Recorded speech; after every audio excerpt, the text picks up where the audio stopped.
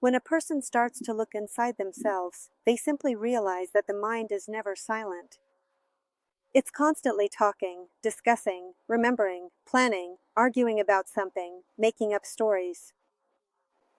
And even when you seem calm and quiet on the outside, this movement still goes on inside. It's like endless water that keeps flowing and never stops.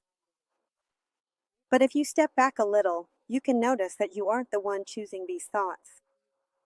They arise on their own. They come and go, like clouds in the sky. And sometimes they're very light, sometimes heavy, sometimes dark. But in any case, they're just forms that appear in the space of our consciousness. And most people go through life without noticing this difference. They believe that they are their thoughts. If the mind says, "I'm weak," the person believes it. If the mind paints a picture of the future, something anxious, the person takes it as truth and starts to suffer. But deep down, there's another level where everything is quiet. You can observe your thoughts, you can feel them come and go, but you yourself remain the one who sees it all. At first, it's hard. This habit of identifying with the mind is so strong that a person gets caught up in it instantly.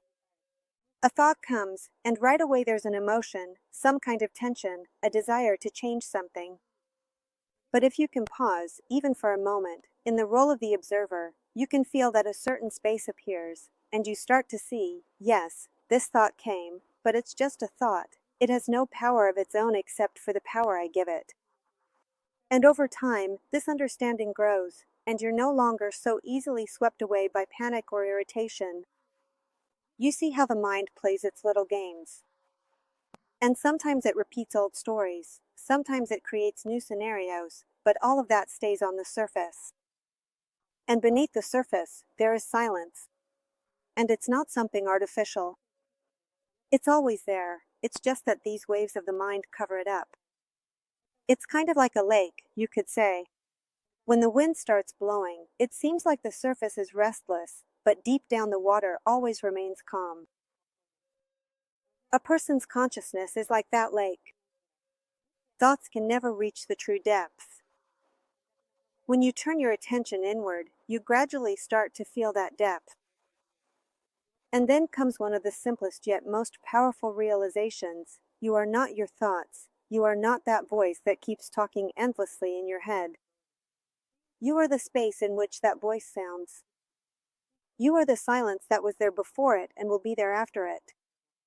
And when a person finds themselves, even for a moment, in that space without thoughts, they feel lightness, peace, and clarity. It's like coming home. And even if the mind turns back on and starts talking again, that knowledge still remains inside. The silence is real, and it's always accessible. And in this way, a person's perception of the world gradually changes. They see that everything happening is like a stream of thoughts, just on an external level.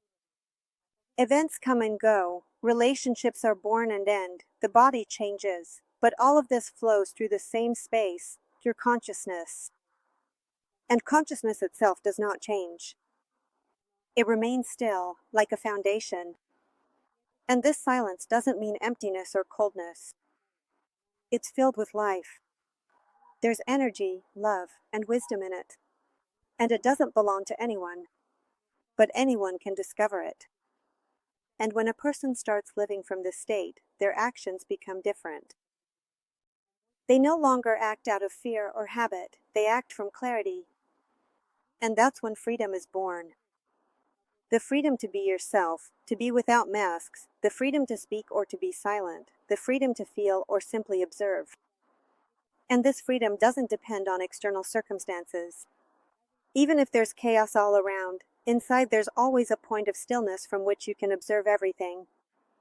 And so, gradually, the mind stops being the master. On the contrary, it becomes a tool you can use. Thoughts still come, but they no longer control you.